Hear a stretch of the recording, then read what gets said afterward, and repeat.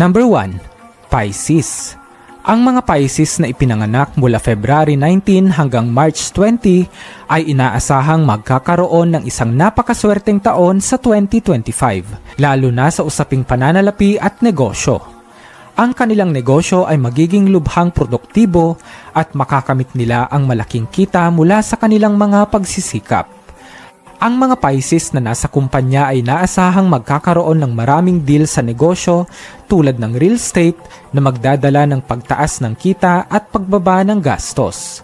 Gayunpaman, mahalagang tandaan na ang sobrang pagtutok sa pera ay maaaring makaapekto rin sa kanilang personal na buhay, lalo na sa kanilang pamilya at relasyon.